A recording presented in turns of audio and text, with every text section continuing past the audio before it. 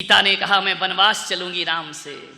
राम ने कहा कांटे पड़ेंगे, कंकड़ पड़ेंगे, तुम मेरे साथ वन में कैसे रहोगी? राजकुमारी हो, राजवधू हो, तुम इसी सुकुमार मेरे साथ कैसे चलोगी? मेरे देश की नारी क्या बोलती है कि श्री राम, मैं भारतीय नारी हूं, मैं आपको वचन देती हूं कि जंगल में जहां जहां कांटे पड़ेंगे वहां वहां सीता तुमसे आगे चलेगी, और जहां जहां फूल पड़ेंगे वहां सीता पीछे होगी, राम आगे आगे चलेंगे। ये समर्पण, ये झुककर जीने की कला है, ध्यान रखिए। कांटों में सीता आगे चलेगी, फेरे डलते हैं ना, दुल्हन आगे फिर दूल्हा पीछे। ऐसा मत सोचो कि एक परंपरा है, उसका मतलब ये है कि जिसके साथ में जीवन की डोर बांध रही हूं, संकट के दिन में मैं आगे रहूंगी और सुख के दिनों में मेरा पति मेरे आगे आगे चलेगा। ये भारतीय दर्शन है, भारतीय मनीषियों ने ये चिंतन प्रस्तुत किया है। राम ने कहा कुछ मांगो हनुमान। अभी नहीं मांग रहे हनुमान, नहीं तो प्रवचन ही खत्म हो जाएगा, थोड़ा लेट मांगेंगे, थोड़ा वेट करो। इतनी जल्दी तुमको तो ऐसी पड़ी जैसे तुम्हें मिल रहा हो, अभी टाइम लगेगा थोड़ा मांगने में, विचार करिए। एक बात याद रखना, कभी कोई तुमको बोल दे कि कुछ मांग लो तो नादानो मांग मत बैठना, नहीं तुम तो तैयार ही बैठे हो कि कब इशारा और हमने फैलाया। मांगना मत, कभी जिंदगी में मत मांगना, मांगने से कम मिलता है और बिना मांगे लो तो ज्यादा प्राप्त हुआ करता है। हो सकता है आपने भक्ति की पुण्य लगा, आपके जीवन की पुण्याई बढ़ी, उसमें आपको 10 लाख रुपए मिलना है और आप जब मांगने गए तो लाख रुपए ले आए। आप बताइए 9 लाख का घाटा किसको लगा? मांगने वाले को। देने वाला तो खुश हो गया। ध्यान रखिए, कभी मत मांगना और तुम मांगोगे भी क्या, हकीकत देखो तो तुम्हें मांगना भी नहीं है। क्या मांगोगे? वही हीरे मोती कंकड़ पत्थर, इसके अलावा क्या क्या मांगोगे? और तुम, आपके सामने परमात्मा प्रकट हो जाए कि मांग क्या चाहिए? बच्चे, दुकान, फैक्ट्री, पगलों की तरह ये क्या मांगना? ध्यान रखना, एक बात याद रखना, धन चाहिए तो धनवान से मांगो। समझ में आ रहा है? ऐसी बातें आपको डायरेक्ट समझ में आती है। धन चाहिए धनवान से मांगो, विद्या चाहिए विद्वान से मांगो। ध्यान रखना, बल चाहिए बलवान से मांगो, और भगवान चाहिए तो भगवान से मांगो। ध्यान रखिए, भगवान से केवल भगवान ही मांगना चाहिए, बाकी चीजें तो आदमी अर्जित कर लेता है। ईश्वर का भी मौका दे तो भगवान से कुछ मत मांग बैठना, बड़ा घाटा हो जाएगा मेरे भाई। क्या कहना? हे प्रभु, राजी हैं हम उसी में जिसमें तेरी रजा है, यहां यूं भी वाह वाह है, यहां त्यों भी वाह वाह, जो तेरे देना है दे दे। राम ने कहा हनुमान दिलवा दूं कि और लंबा चलूं? कौन बोला महाराज लेना देना राम हनुमान को, हमको तो घर जाना है। ध्यान रखिए, राम ने कहा हनुमान मांगो। हनुमान ने कहा प्रभु इतनी जिद कर रहे हो? ध्यान रखना, क्या जीवन है? राम जिद कर करके दे रहे हैं और तुम राम से जिद कर करके ले रहे हो। हनुमान ने कहा नहीं, मुझे नहीं चाहिए, जितना मना करो उतना मजा आता है। ध्यान रखना, निषेध में बड़ा आकर्षण होता है, जिस चीज को मना करो मन वहीं वहीं जाता है दौड़ करके।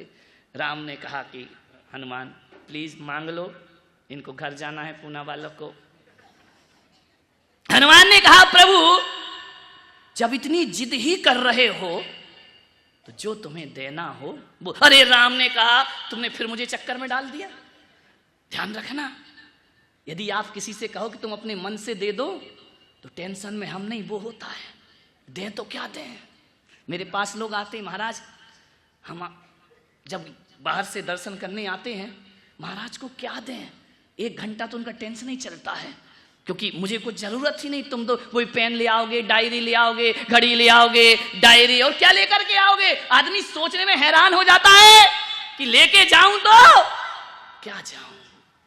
किसी को कहते ना तुम अपनी मर्जी से दे दो, अपन फ्री वो फंसा। अब वो रात दिन सोचती रहेगा क्या दूं क्या दूं क्या दूं। ध्यान रखिए, मांगना मत कभी जिंदगी में, मांगना मरने के समान हुआ करता है। ध्यान रखना, कभी नहीं मांगना, किसी से नहीं। पात्रता पैदा करना, मिल तो अपने आप जाएगा। ध्यान रखिए, हे प्रभु जो आपको देना है। अरे बोले फिर भी तुम्हारी कोई अर्जी तो लगाओ हनुमान। मैं राम तुमसे कह रहा हूं, कोई अर्जी लगाओ। हनुमान भी बड़े होशियार थे, उन्होंने कहा प्रभु जो तुम्हारी मर्जी वही हमारी अर्जी। अरे हनुमान जी तुम बातों में उलझा रहे हो मुझे, देखो मांग लीजिए। राम ने कहा कि हनुमान कोई पद दे दूं तुमको? अरे बोले नहीं नहीं भगवान पद नहीं। बोले क्यों? अरे बोले पद ले लो, जो चाहे वो पद मैं तुमको दे सकता हूं। हनुमान ने कहा पद नहीं चाहिए, क्योंकि जहां पद होता है वहां मद भी होता है, ध्यान रखिए। पद और मद दोनों सगे भाई हैं, ध्यान रखना। जहां जहां पद होगा वहां वहां मद भी होगा। और एक बात और याद रखना, जब तक नेताओं को पद नहीं मिलता तब तक वो तुम्हारी सेवा करते हैं, और जिस दिन पद मिल जाता है उस दिन सेवा की नहीं जाती, सेवा करवाई जाती है। हे प्रभु यदि आपने मुझे पद दे दिया तो मैं आपकी सेवा नहीं कर पाऊंगा, पद नहीं चाहिए मुझे। पद वद के चक्कर में तो मुझे भगवान डालना ही मत जिंदगी में। राम ने कहा भाई तुम मुझे दूसरे चक्कर में डाल रहे हो, ध्यान रखना। जो सेवा बिना पद के की जाती है ना, वो सेवा बड़ी पवित्र सेवा हुआ करती है, जिसके बाद कोई याचना नहीं होती है। भगवान महावीर ने सम्यक दर्शन के अंग में कहा है, निकांक्षित अंग, कांक्षा नहीं करना, अपना कर्तव्य समझ के काम करना, बदले में कुछ भी पाने की चाहत मत रखना। एक होती है प्रार्थना और एक होती है याचना। आज मंदिरों में पुजारी कम भिखारी ज्यादा दिखते हैं। याचना करता है भिखारी और प्रार्थना करता है पुजारी, ध्यान रखना। दोनों में बड़ा अंतर होता है। याचना और प्रार्थना में इतना गहन अंतर है कि याचना वाला जाके भगवान से कहता है कि हे भगवान जो तूने छोड़ा है वो मुझे मिल जाए, और प्रार्थना वाला कहता है हे भगवान जो तूने पाया है वो मुझे प्राप्त हो जाए। ध्यान रखना, पुजारी कहता है कि तेरे जैसा पद मुझे प्राप्त हो जाए, मैं ईश्वर को प्राप्त कर लूं, और भिखारी कहता है जो तूने छोड़ा है। जब मेरी दीक्षा हुई चकोर जी कानपुर में, मेरे आभूषण मेरे वस्त्र उतार के फिकाए गए, ऐसा नजारा मैंने देखा, मुझे हंसी आई अपनी दीक्षा में कि मैं तो कपड़े उतार उतार के फेंक रहा हूं, पब्लिक लूट लूट के परेशान है। पब्लिक कह रही महाराज की अंगूठी मिल गई, कोई कह रहा चेन मिल गई, कोई कह रहा कपड़े मिल गए। वाह रे जीवन। मैंने कहा क्या देखने आए हो तुम? दीक्षा देखने आए हो? जो मैं छोड़ रहा हूं उसे बटोर रहे हो, या जो मैं पा रहा हूं उसे देखने के लिए तुम यहां पर उपस्थित हुए? क्या चाहिए तुम्हें? मेरा वैभव या मेरा सन्यास, मेरी विरक्ति, मेरा वैराग्य? क्या होता है? लोग कपड़े लूटते हैं, आभूषण लूटते हैं। दत्त तेरे की तरवर के पास गए और भूखे के भूखे लौट कर आ गए, प्यासे थे नदी के पास गए और प्यासे लौट करके वापिस। संतों के पास क्या मांगना? सोना चांदी हीरे मोती तो घर में पड़े हुए हैं ना, किस लिए आए हो यहाँ? कुछ जीवन का सत्य हमको प्राप्त हो जाए। ध्यान रखिए, पदाकांक्षा की अंधी दौड़, जब पद के लिए कोई भागता है विकास ठप हो जाता है। कितना भी कहो कि विकास होगा विकास होगा विकास होगा, वो ठप है विकास। ध्यान रखिए, यदि कुर्सी की चाहत है, ध्यान, आज देश का पतन कुर्सी की दौड़ से हो रहा है मेरे भाई। कुर्सी दौड़ रखी, राम राज्य लेकर के आइए। राम राज्य तो वो राज्य था, राम जी कहते हैं भरत जी तुम कुर्सी पर बैठो, और भरत जी कहते हैं राम जी तुम कुर्सी पर बैठो। हमें कुर्सी पर नहीं बैठना है, ध्यान रखिए। बड़ी दौड़ मची है। ओलंपिक गेम होते हैं ना, उसमें गोल्ड मेडल मिल सकता है दुनिया को। भारत को यदि 2 काम कर दिए जाएं तो हर बार गोल्ड मेडल मिलेगा। सो बात आई, 2 काम ओलंपिक गेम में, 2 गेम और रख दिए जाएं, कोई दुनिया मुकाबला नहीं कर सकती है। यदि 2 गेम रख दो ओलंपिक में, एक तो कबड्डी और एक कुर्सी दौड़, भारत नंबर 1। ध्यान रखिए, कबड्डी में क्या होता है? कबड्डी में होता क्या है? कबड्डी में टांग खिंचाई, टांग खिंचाई में अपन लोग नंबर 1 है। कोई अच्छा काम कर रहा है, टांग खींचना अपना काम होता है। कबड्डी में गोल्ड मेडल मिल सकता है। कुर्सी दौड़ रख दी जाए तो उसमें भारत को गोल्ड मेडल जरूर मिल सकता है, ध्यान रखिए। बाकी में तो मुश्किल का काम लगता है। कुर्सी दौड़ है दिल्ली में, बस एक अगले साल कुर्सी दौड़ शुरू हो जाएगी। हनुमान से कहा कि तुम पद क्यों नहीं लेते हो? बोले मैं इसलिए पद नहीं मांग रहा हूं भगवान कि हर पद एक दिन भूत बन जाता है, भूतपूर्व हो जाया करता है, मुझे भूतपूर्व पद नहीं चाहिए। यदि आपको देना है तो अभूतपूर्व पद मुझे देना चाहो तो आप दे सकते हो। आप बार बार जिद कर रहे हो प्रभु, मांगने की कह रहे हो, चलो अब मैं मांग ही लेता हूं। तो हनुमान बड़े खुश हुए राम कि तुम मुझसे मांग रहे हो। ज्ञानी से मांगो तो ज्ञानी आनंदित होता है, अज्ञानी से मांगो तो अज्ञानी दुखी हो जाया करता है। राम ने कहा मांगो हनुमान, एक पद की क्या बात कर रहे हो, 100 पद में तुम्हें देने को। लेकिन प्रभु एक बात ध्यान रखना, भूतपूर्व पद नहीं चाहिए। कैसे पद चाहिए? अभूतपूर्व। राष्ट्रपति कितने साल का है? 5 साल। उसके बाद क्या हो जाएगा? भूतपूर्व। प्रधानमंत्री भूतपूर्व, मुख्यमंत्री भूतपूर्व, इंद्र भूतपूर्व। लेकिन कभी आपने सुना अपनी जिंदगी में, आज तक सुना भूतपूर्व महावीर स्वामी? नहीं सुना हो तो बताओ, सुना कभी भूतपूर्व महावीर? भूतपूर्व रामचंद्र जी, भूतपूर्व विवेकानंद सुना कभी आपने जिंदगी में? भूतपूर्व शांति सागर कभी सुना? नहीं, ये पद भूतपूर्व नहीं, ये पद अभूतपूर्व पर हुआ करते हैं। एक बार मिल जाए तो फिर जिंदगी में खत्म नहीं हो। मुझे भूतपूर्व पद नहीं चाहिए। हनुमान ने कहा अभूतपूर्व पद दे सको तो हनुमान लेने को तैयार है। राम बड़े प्रसन्न हुए।